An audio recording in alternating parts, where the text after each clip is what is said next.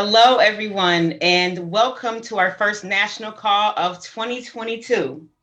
Thank you for joining us tonight. It's wonderful to see all of your beautiful faces. In just a few minutes, we'll give a preview of what we have in store tonight. But we're expecting a larger audience, so we'll give folks just a few minutes to log on. In the meantime, enjoy the music and feel free to introduce yourself in the chat. We'll get started in 2 minutes.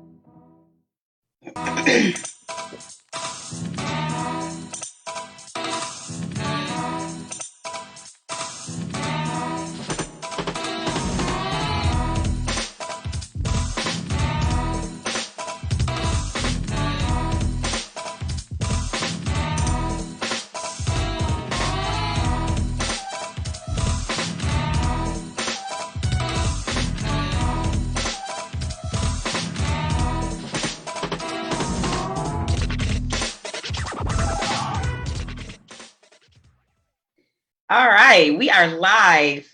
Hello and welcome to my WFP family.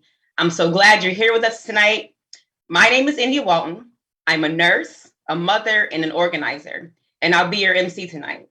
Some of you may know me from my campaign for Mayor of Buffalo last fall, but tonight I'm excited to be reintroducing myself, in my new role as senior advisor for the New York's Working Families Party. We have people calling in from all over the country this evening. So let's take a second to share who we are and where we're from. If you're using the Zoom app, go ahead and use the chat to start introducing yourselves. There is closed captioning available. To access closed captioning, look at the bottom of your screen for closed caption or live transcript. We also have ASL translators who will be on the right side of your screen.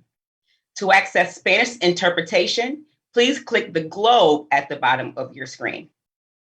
For anyone who is new to WFP, we are the political party of the multiracial working class, fighting for a nation that cares for us all. With chapters in more than a dozen states, we're building political power for working people across America. Join the local WFP events near you by going to our new Working Families Majority Map and searching by zip code at map.wfmajority.org. We'll drop this in the chat as well. Let's talk a little bit about tonight's schedule. In just a minute, I'll be introducing WFP's National Director, Maurice Mitchell, to get us started. But first, a quick look at what to expect tonight. We'll be hearing from WFP champions running some of the highest stakes campaigns of 2022. Greg Casar, Summer Lee, and Mandela Barnes. I'm so excited. They'll be speaking at different times throughout the call, so make sure you stick around. There will also be opportunities throughout the call for you to sign on to send texts, make calls, or volunteer for the major progressive campaigns happening in 2022, and earn prizes while you're doing it.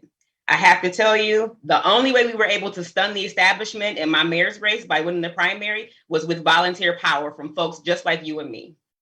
This is an organizing call, but we want to bring as much joy as we can fit into the space. All in all, tonight's call is expected to run just over an hour. But before we get started, just one ground rule. This is an organizing call. There's room for people with different views, but this is a space for people to be in community with each other. Anyone who engages in abusive behavior will be removed from the call by our moderators. Please treat each other with respect, kindness, and love and dignity that we all deserve. Thank you. Lastly, if you like what you hear tonight, make some noise. Post on social media about tonight's call using the hashtag Working Families Majority, and we'll share your post to our national accounts. We are at Working Families on Twitter and IG, and Working Families Party on Facebook.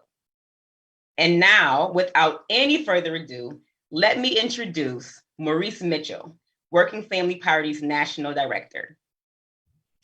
Thank you so much for that wonderful and generous introduction, India. And folks, if you can in the chats or online, if you could just give India her flowers for her contributions to the people of New York State, Western New York, Buffalo, and our movement.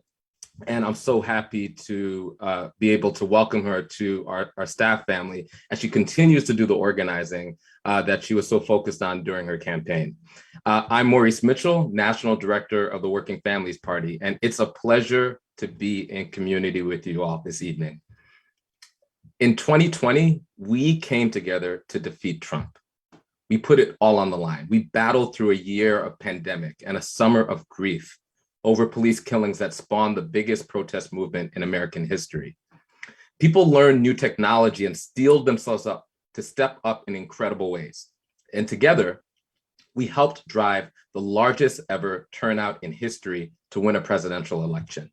And the role that WFP activists played, especially in places like Philadelphia, Milwaukee, Atlanta, and Phoenix, was crucial. Thinking back on the 2020 primary, Biden wasn't my guy, and I think that's true for many of you here today, but still, when the final votes were counted in Arizona, the feeling was electric.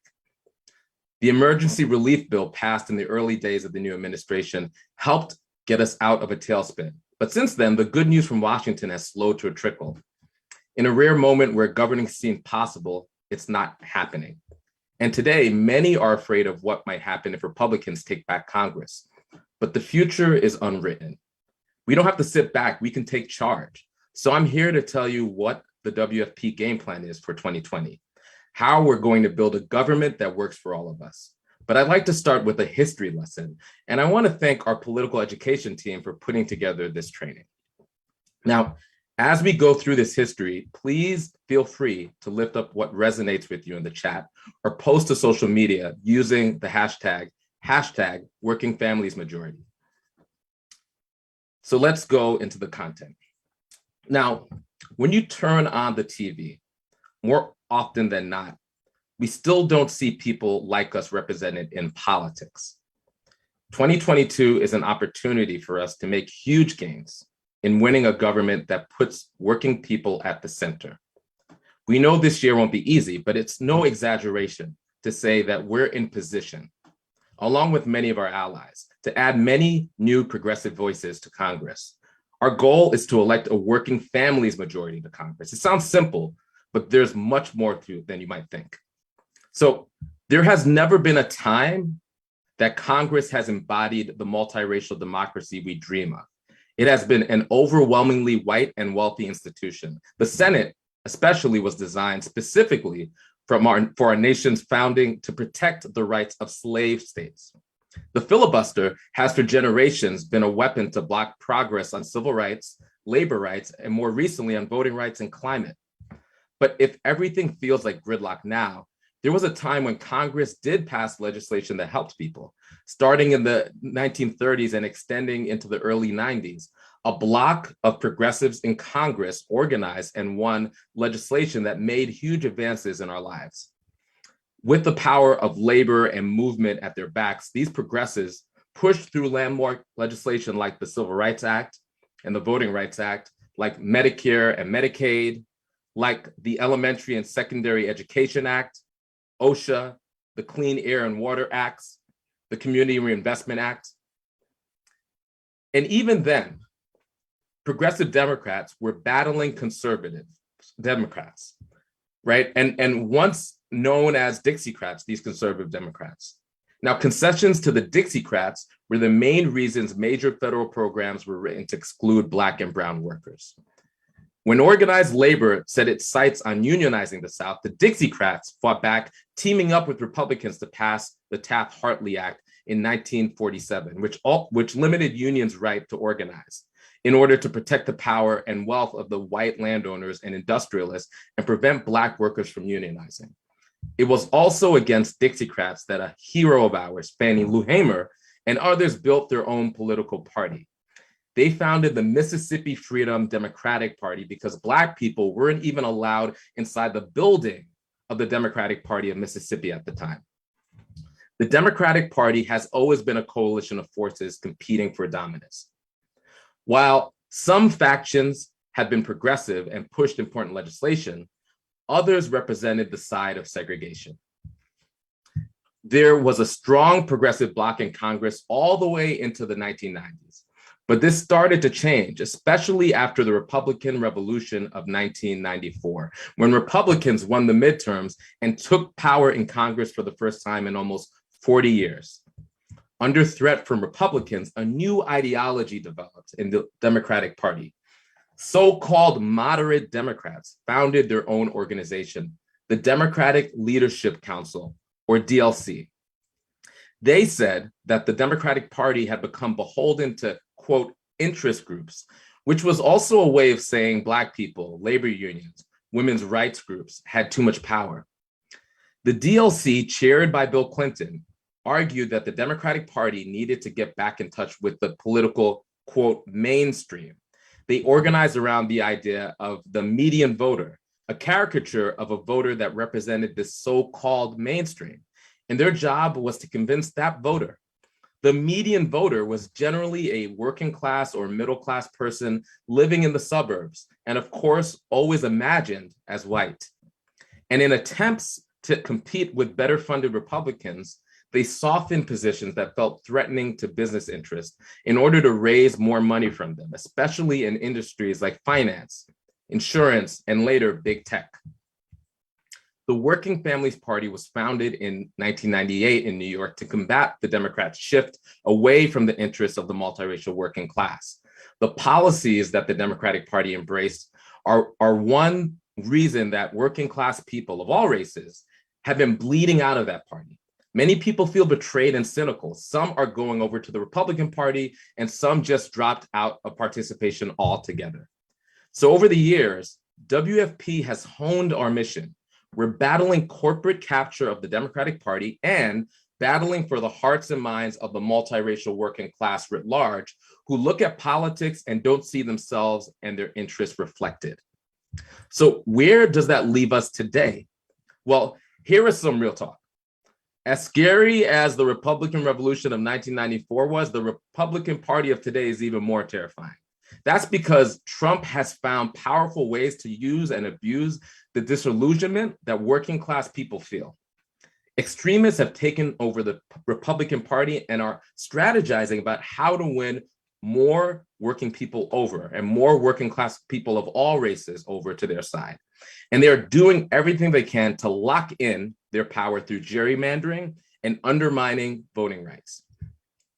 Winning narrow and very imperfect Democratic majorities in Congress is clearly not enough. We need people in Congress who represent us, the multiracial working class. We're tired of being spun. We're tired of being told to wait. And as our hero, Fannie Lou Hamer said, we're sick and tired of being sick and tired. Working class people of all races are struggling and rightfully and righteously angry. Recognizing this, President Biden proposed an ambitious agenda, but also a popular one. But as we've seen before, so-called moderates, Democrats, teamed up with the Republicans to tank it. So here's what's clear. In Congress today, we have the narrowest of Democratic majorities.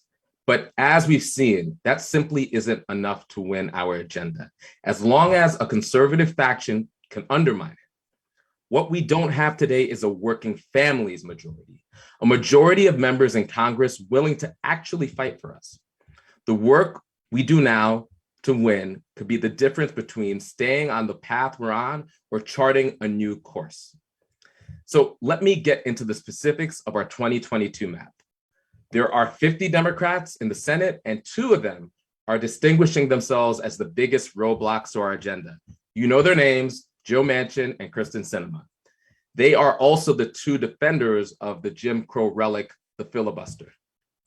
Neither of them are up in 2022, but to change the balance of power in the Senate, All we need to do is add 2 more progressives. The biggest opportunities are in Wisconsin and in Pennsylvania. We need to elect Democrats in both these states, and we're thrilled about Mandela Barnes in Wisconsin, who you'll meet tonight, and Malcolm Kenyatta in Pennsylvania. And for this to work, we'll also need to defend Democrats who are vulnerable, because if we gain 2 seats and lose 2, we're back where we started, with Manchin and Sinema in charge. Then let's look at the House. In the House, there are 9 Democrats who teamed up with Manchin and Sinema, and some of them we think are beatable this year. Those corporate Democrats are well-funded, but they're also vulnerable because they block so much of our popular agenda. One of those races is coming up soon. Jessica Cisneros is a WFP champion running against Trump's favorite Democrat, Henry Cuellar, with a primary in March 1st. Early voting is already underway. The House also has another giant opportunity. There are dozens of open seat races caused by retirements and redistricting.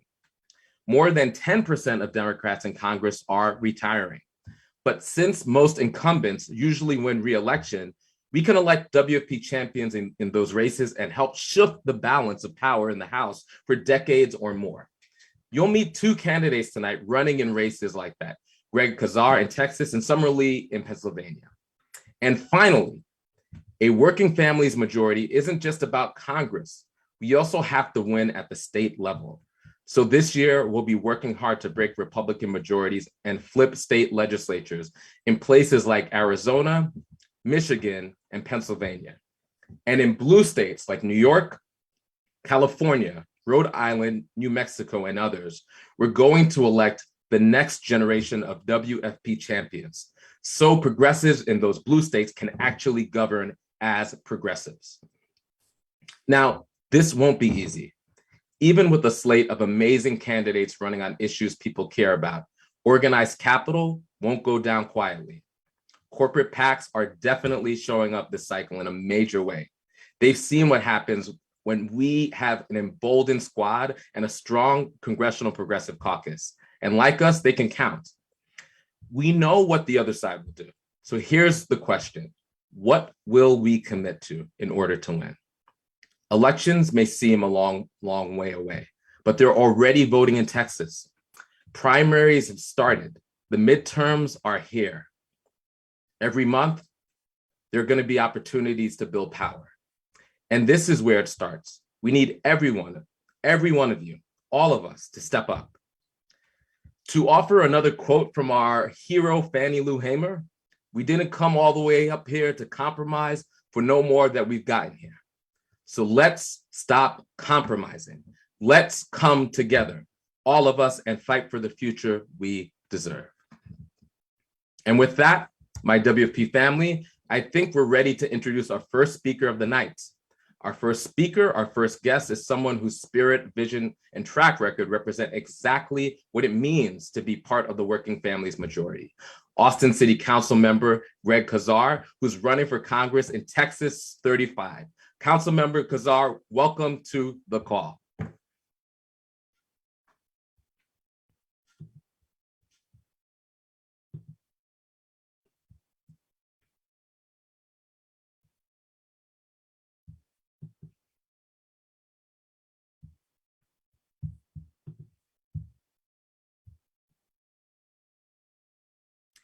Okay, so Greg is not here yet. We're still working on getting Greg up. These are COVID technology issues that we deal with all the time, and we'll figure it out. So in a moment, we're gonna welcome Greg to the call. But until then, one of the things I wanna share with folks, WFP family, everybody who's here to participate, is the fact that we're in a moment where many of us are frankly tired. Many of us feel the fatigue of years under COVID. Many of us toiled in order to be able to build enough power so that Democrats could have a majority. And we've seen, unfortunately, how that majority has not been fully realized in the legislation that we know is necessary in order to transform the condition of our lives. We're wrestling with that. And at times, many of us, even the most ardent fighters for justice, we could feel so weary that we could sometimes fall into despair. I'm here to tell you that despair is a political project of the right wing. They want nothing more for you to feel the weight of all of these incoming threats and to give up. They want you to hear the fact that midterms are historically hard for the party in power and believe that a red tide is coming, so we'll demobilize. But what I know is that we live in a dynamic universe. We live in a dynamic universe where our will matters so much. That our will matters so much in that dynamic universe in order to shift the power balance.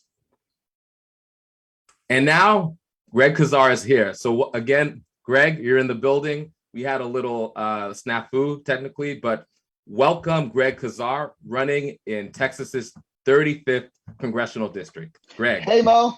Hey. I'm so happy that we got it figured out. Thank you for holding it down for a minute. And hi, WFP family. You want me to just jump into it? I just came right in.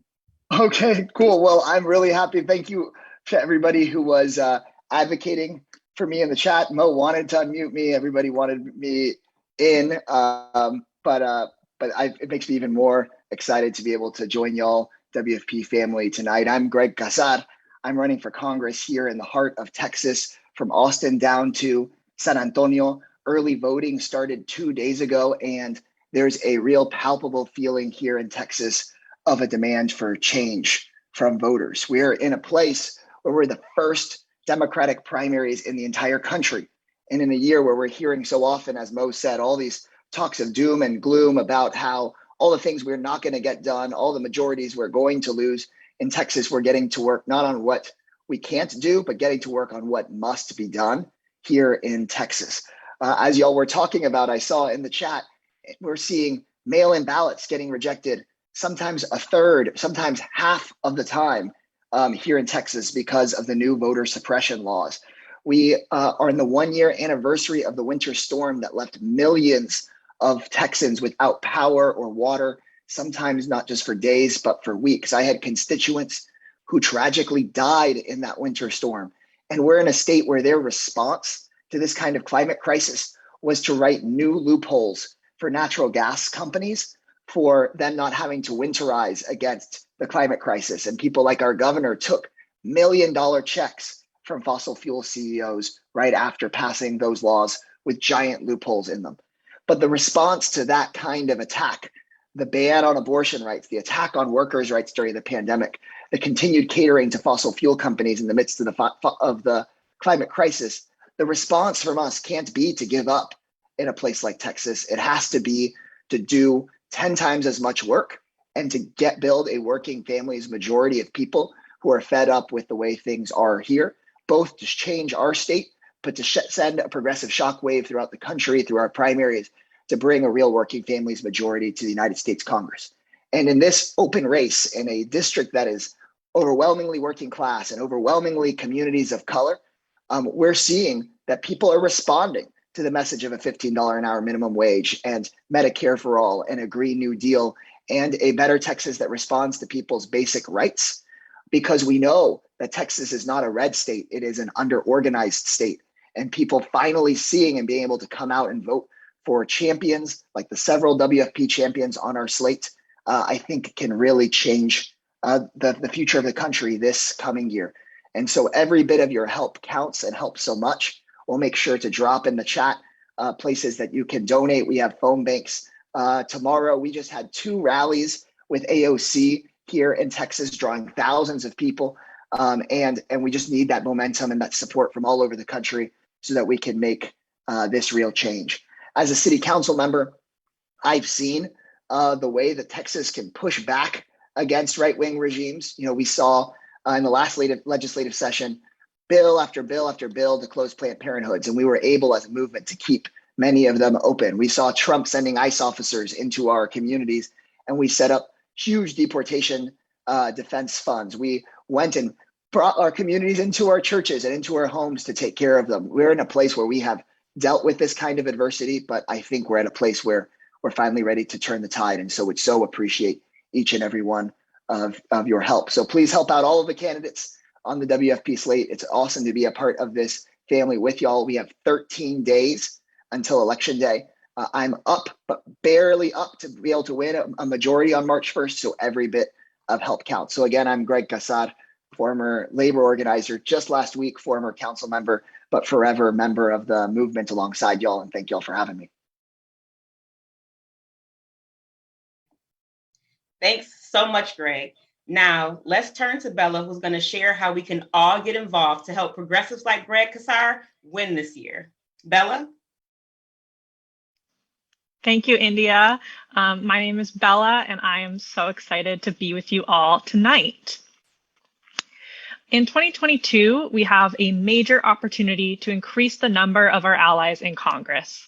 That means more members who will help us raise the minimum wage, tackle climate change, provide free community college, and work with us to pass the bold, transformative changes that will actually help improve the daily lives of our communities. You've heard a bit about this year's exciting opportunities to help elect a working families majority in Congress, but we didn't want to get too far into the call without telling you exactly how you can plug in to help these folks win. And with that, it's time to introduce our Activist Challenge. The WFP Activist Challenge is a quarterly challenge that activists across the country are joining to help elect working families majority candidates. Anyone can participate. That means your mom, your coworker, that one friend who won't stop talking politics, but you're pretty sure has never volunteered on an actual campaign. And yes, we want you to invite them all. We'll launch a new challenge with goals and prizes each quarter of 2022. The challenges will all have different ways to take action, like calling or texting voters, writing a letter to 5 pals in swing states, or completing a shift as a volunteer leader. It's one thing for us to say we support these candidates, but we need your help to make sure we're able to reach the voters who will elect them. When we invest in this work and this party together, we are part of a movement that can not only win a working families majority, but continue to fight together and care for each other until we have a government that cares for us. At the end of each challenge, we'll share the results, mail out your prizes, and announce the next ways to take action. After you sign up, you'll be able to use our new map to find events to participate in and count towards your challenge goals, which in turn will help us elect working class champions to govern and to build toward a working families majority. You can check out the map at map.wfmajority.org. You can search the map by zip code, and you can also narrow by type of event. You can actually complete the first challenge goal tomorrow night by joining our call party for WFP candidates in Texas, including Greg, who you just heard from. We aren't waiting. We've already begun organizing at the doors, over the phone, and via text to send more candidates like us to Congress. The time to demonstrate our power is early.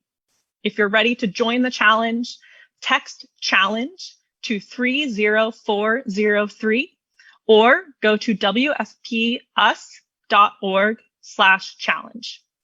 Then sign up for your first volunteer event using the Working Families Majority map. Again, that's map.wfmajority.org. That's it from me. Thanks, everyone, and I'll hand it back to you, India. Thank you, Bella. And thank you to everyone who signed up to join the Activist Challenge tonight. We'll wait just a moment so folks can continue to check out that map and sign up for events. But do me a favor, use the chat, put your name in there, where you're from. Let me know you signed up so that we can give you some love right here, right now. Let's give people their flowers while they're actually doing it and in the work. I got to tell you, being a member and being a part of the WFP means that I have so much adopted family, and you would think that in the cold winter months in Buffalo, people would be averse to knocking doors, but we have people who are ready and rearing to go and who cannot wait. Teresa from San Antonio has signed up.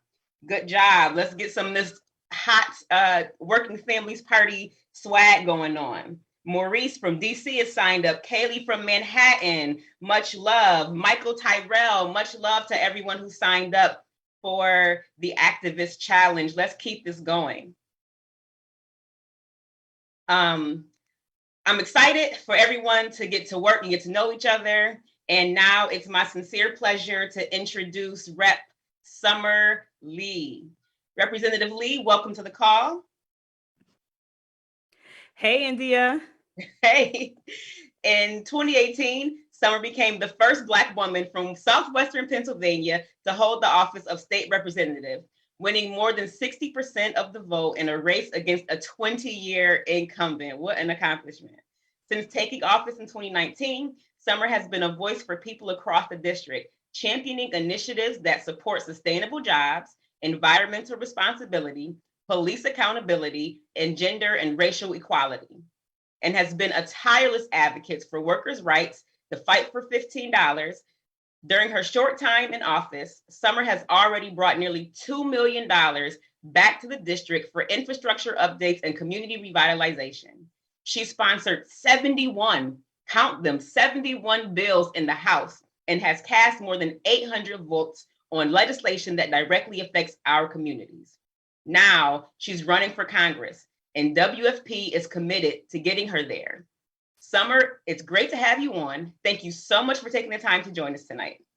Yeah, thanks for having me. This is super exciting. I know that this campaign season is really starting to like pick up pace because I just came from like event after event after event. But that's how I like it. Family, it's so good to be with y'all today. I am Summer, and I am running for Congress right now in Western Pennsylvania, where we have, I think, one of the most exciting opportunities that we're going to have nationwide. This is a seat, and this is an area where every year, every 4 years, every 2 years, we have Democrats, we have presidential candidates and folks talking about what they cannot do or what they won't do because of Pittsburgh, right? When I first got in, we had never had a Black woman serve in the House. We've still not had one in Congress. We had not even had a Black mayor. But I've been proud that since the time that I've been in office, since the time that I first decided to run, we have been showing and expanding the realm of what is possible, not just for progressives, right? But what's possible in government and electoral politics as a whole. Western Pennsylvania is supposed to be a place, right, where we have blue dog Dems, right, where conservatives have ruled the land for as long as we've been here, right? This is the area of steel. This is the area where UPMC doesn't pay its employees. And it's an area where mostly we've only ever had white men in elected office. But over the last 4 years, we have been building a movement of poor and working class folks, Black and brown folks, all over this region, building political power for those folks. We have been running folks in state house seats and magistrates and court of common pleas. Last year, we got our first Black mayor because of the work that we have been putting in, the coalition that we've been building. We got an historic slate of judges. And right now we have an opportunity to get a progressive Black woman elected to Congress for the first time in the history of Pennsylvania ever. This is such a critical time because what we're looking at, and Greg Casar, he talked about it, right? And I'm sure other folks have been talking about it. There's this feeling of hopelessness that we get, right? We show up, we organize, we donate, but too often we're seeing all of that action not turn into change for our communities. But the reality is that we know that we're in this fight for the long haul. We recognize that these systems weren't built overnight. They're not going to be dismantled overnight. But every election cycle, every fight, every seat is an opportunity for us to fight back, for us to build that better society. And here in this congressional seat, we have an opportunity to lead nationwide of what it's going to look like to have environmental justice and also have a labor movement that is reflective of our workforce. right? Because when we have those two things together, we know that we'll get a Green New Deal. This is the opportunity where we are going to talk about a living wage for our workers and worker protection, where we're going to fight for paid family and sick leave. This is where we're going to fight for housing justice, where we're going to fight for transportation justice. This is the opportunity that we're going to have to demonstrate what a party looks like that actually supports the folks who vote for it, who put them in office, right? We are not going to be content where we say that Black women, Black folks, progressives are good enough to vote, but not good enough to serve. And we know that we can win because we've already done it. When I first ran in 2018, I was running against a 20-year incumbent. We weren't supposed to win. But when we knocked on doors, dozens of thousands of them, we talked to white voters and Black voters, rich and poor voters, urban and suburban voters, Jewish ones, Christian ones, Muslim ones. We talked to voters of all ages, all genders. And we talked about having an education system, right, where every kid, irrespective of the zip code, has a quality education. We talked about how everybody deserves clean air and clean water. We talked about how everybody deserves housing in the communities that they call home, right? We talked about how we deserve a living wage and a union. We have been on picket lines after picket lines, standing with our workers, building our labor force, building our labor movement. And we have won elections that folks believe that we could not win. I believe that when we come together, when we're building this coalition, calls like this movement, we're going to be able to win again in May, if that's when our election is, because we don't have maps yet. But I know that whatever our map looks like, whenever our election is going to be, I know that we're going to throw down. I know that we have the model, the workers, the poor and working class policies and politics that we advance is going to be what wins this election. It's going to be what wins up and down ballot. So I'm so excited to be in this fight with you all. I'm so excited to take this fight that we have been leading on out here in Western Pennsylvania at the state level. I'm excited to take that to Congress because we know that when we have people who live the experiences of the policies that they're pushing on us, we know you fight different. We've seen it in Cori Bush. We've seen it in Ayanna. We've seen it in Jamal, right? We know that when you live it, when your community lives it, you're going to fight differently. And that's what these times call for, right? We've seen how the old school does it. We've seen how the establishment does it. And we know that right now, we're going to rise to the moment, the urgency of now, where we're going to address white supremacy and fascism, or we're going to tackle the anti-Semitism and the anti-Blackness and the homophobia and the xenophobia that we're seeing in our government, that we're seeing on the right wing, that we're seeing in the center, in the middle. If we're going to fight that, we need folks who are going to be bold and unapologetic. We need folks who recognize that we don't just need people in Congress, but we need movements backing them. We need to expand the electorate and bring new people in. We need to invite more people into our movement. And we need to empower folks and enfranchise folks who parties and candidates have discounted for so long. But we know that we can win on because we won't discount them, because we will engage them and we will center them in our politics and we'll center them in our policies and we're going to center them in their movement, in our movement. So thanks for having me here with you all. I can't wait to organize with you. I can't wait to fight with you and to continue to win with you all. And I'm going to throw it back to India.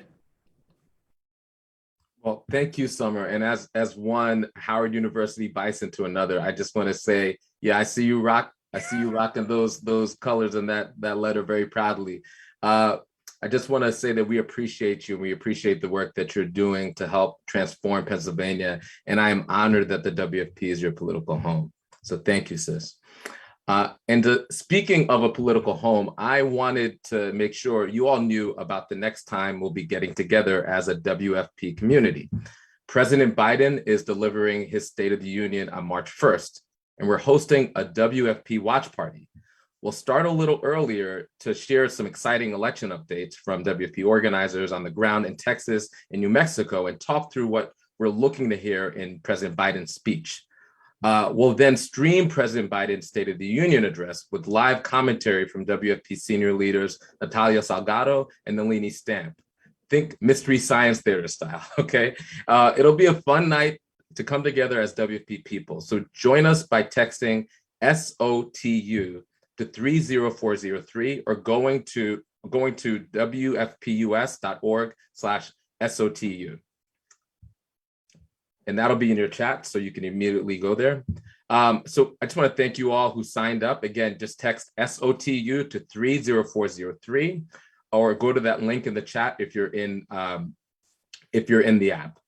So thank you again. It's going to be a fun night. And speaking of fun, I'm going to invite my colleague, Lexi, on to introduce the next part of the call. Over to you, Lexi. Hi, everyone. Thank you so much for joining us tonight. My name is Lexi Coburn, and I am the National Radical Education Field Manager with the Working Families Party. I'm so excited to be with you all here tonight.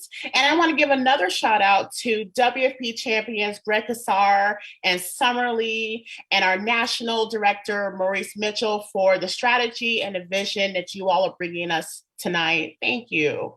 And another huge shout out to everyone on this call who signed up for an activist challenge shift. Now we have one more speaker to hear from tonight, but before we do, we're going to take a quick break and do some trivia and win some prizes. This will be really short. There's only a few questions, so if you don't want to play, no worries. Sit back, relax, use the bathroom, do what you got to do, whatever you need. But don't leave the call, because we have a few things coming up that you won't want to miss. All right, let's go ahead and get started. So you can join the game from your phone or computer by going to menti.com. That's MENTI.com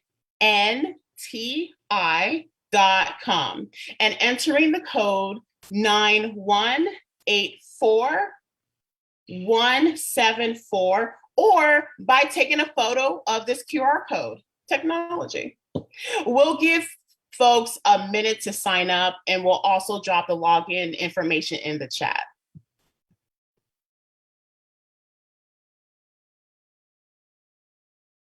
Okay, next slide, please.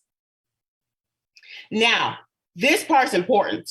If you want to claim a prize, you've got to put your first and your last name in when it asks you to do so, or at very least your first name and last initial. But first and last is the best guarantee. Okay, next slide, please. Okay, let's start. I think we got a lot of people coming in. Yay. Okay, all right, folks, let's start. Now, here's the question. What bar game was created by Spanish anarchists during their Civil War? Your answers are ping pong, darts, pool, or foosball.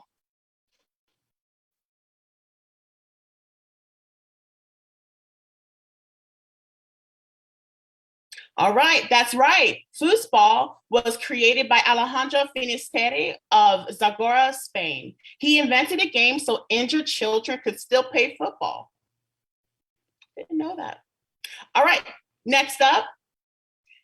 This activist was the third woman in history to ever be listed on the FBI's most wanted list, and simply for her political views.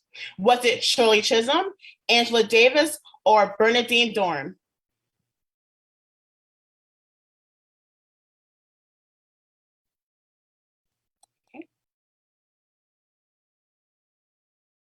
Okay, yes, that was Angela. Angela Davis was fired for her political views and arrested on bogus charges of murder, kidnapping, and conspiracy, so later acquitted. All right, next question. This current candidate for United States Senate was the first openly LGBTQIA person to be elected to the Pennsylvania state government. Was it Mandela Barnes, Malcolm Kenyatta, Charles Booker, or John Fetterman?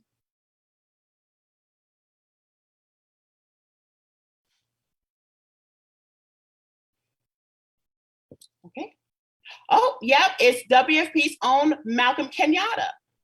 All right, next question here.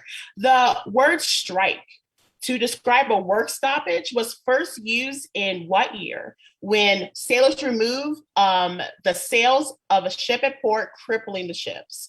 Was it first used in 1768, 1802, or 1830?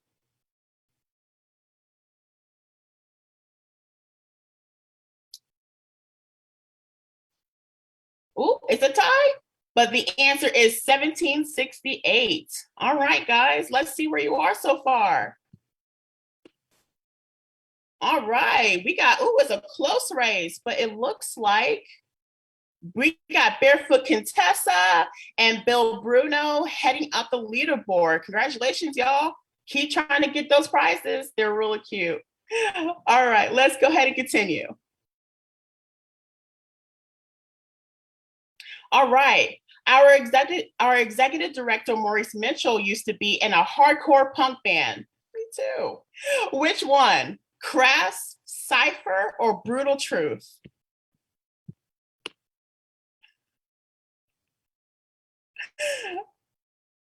Awesome. Which one is it?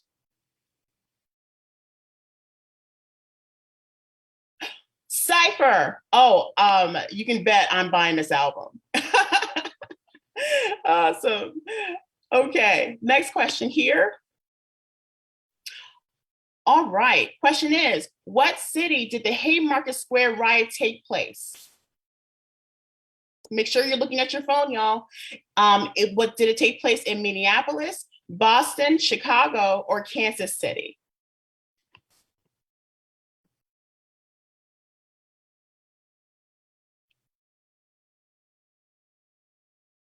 Okay. Oh, I took place in Chicago. Awesome. Chicago, Illinois. All right, next question here. Who was the first woman to run for president? Oh, I know this one. Was it Shirley Chisholm, Victoria Woodhull, Margaret Smith, or Sonia Johnson?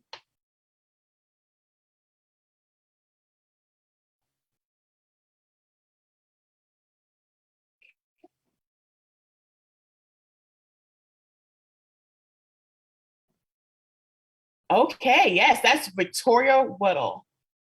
Good job, y'all. All right, next question here.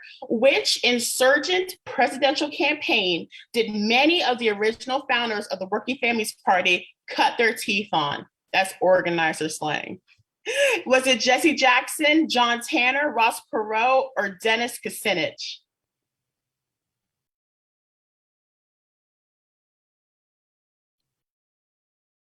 All right, what's the answer?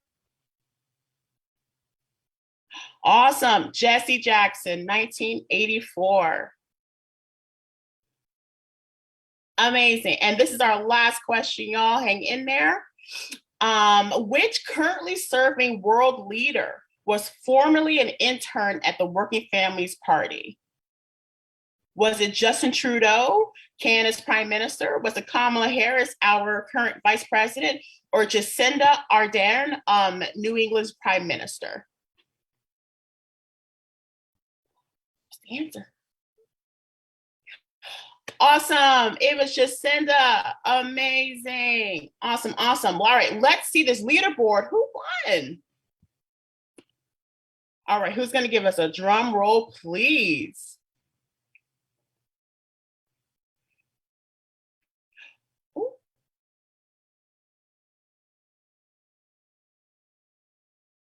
All right, congratulations to Nora. Congratulations. Nora, I hope we can get your last name in there so we can get your prizes.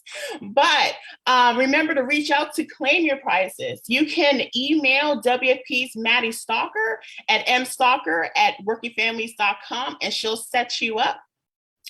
Okay, well, that is it for tonight's trivia. Y'all played great. And now we're about to close out the call. I'll hand it back to Maurice. Lexi, that was so much fun and also embarrassing. Wasn't expecting me to end up on the trivia. But great jobs, folks. I'm glad y'all be getting that swag. And, you know, you all really knew your stuff. That's impressive. Congratulations again to the winners. Now, let's see. There's one more thing I'd like to ask, actually, all of you.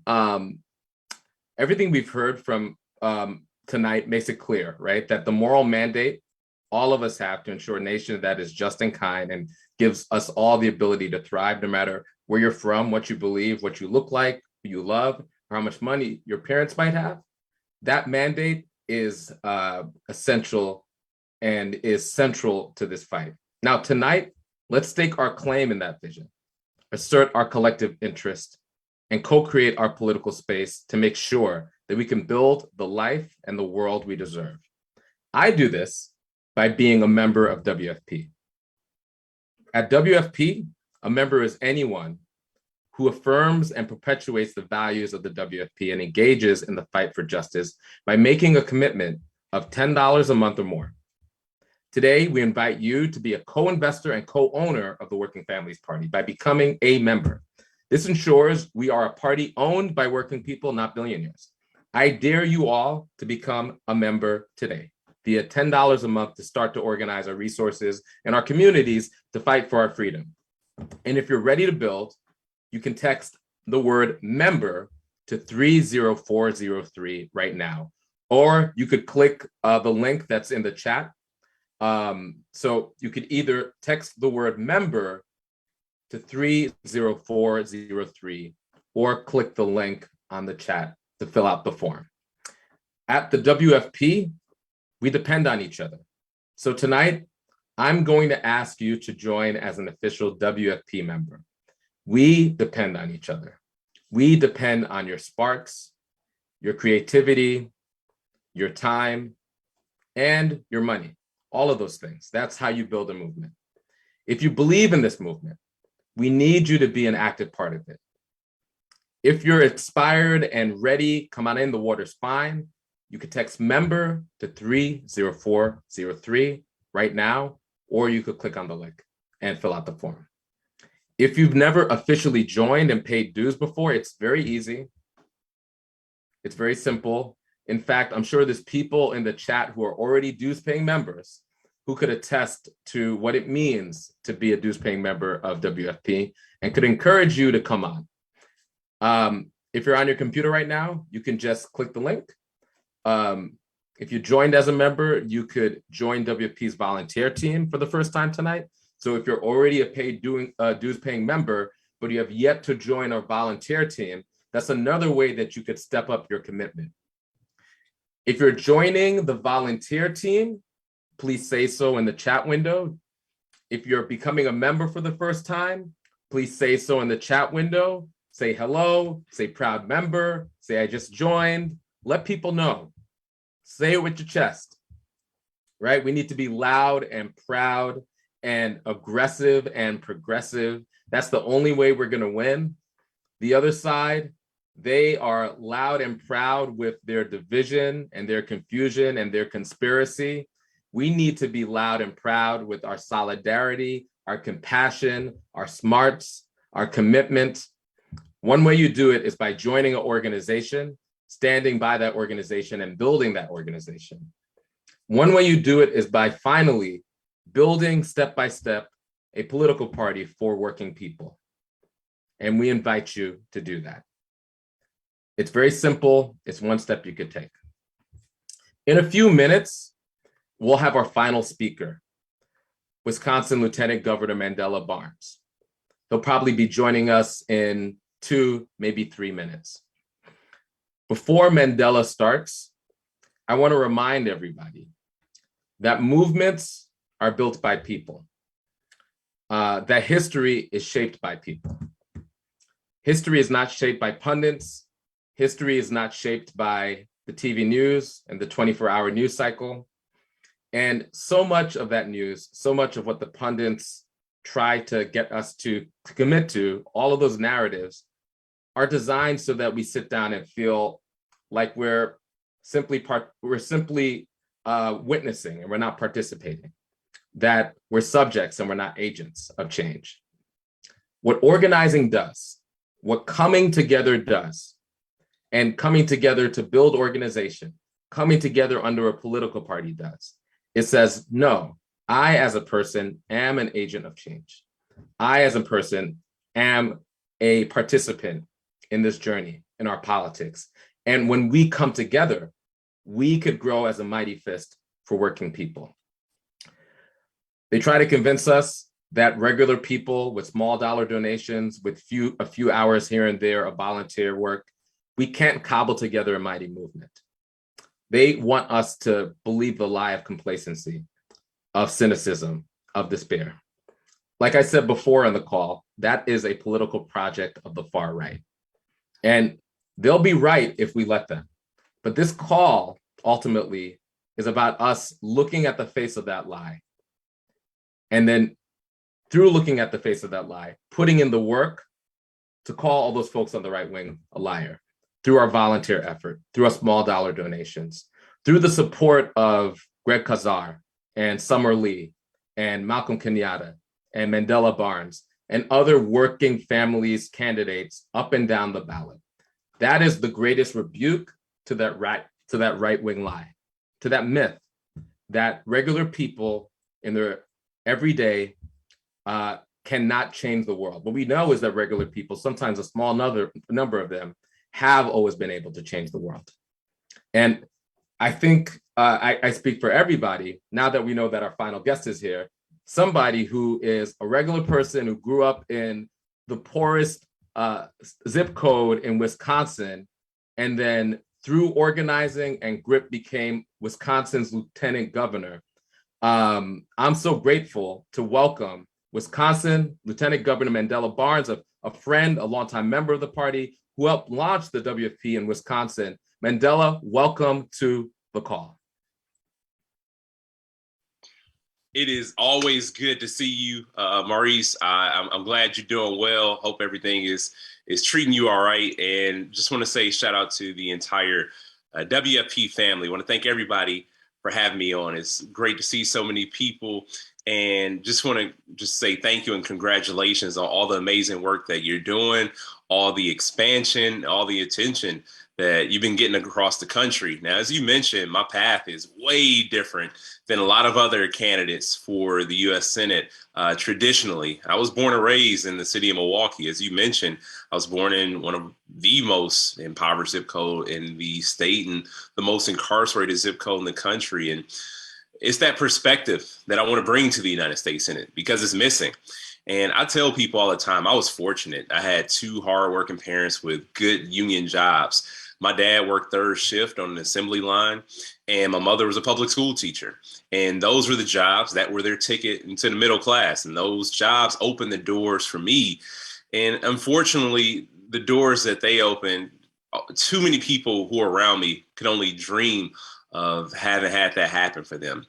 For too many people across the state of Wisconsin and across this country, today, those same opportunities to gain entry into the middle class just no longer exist. The pathways are closed off. This could be because of rising costs of healthcare or education that is unattainable or inaccessible for many people, or the lack of good paying jobs, or a system that has left people behind continuously, chronically.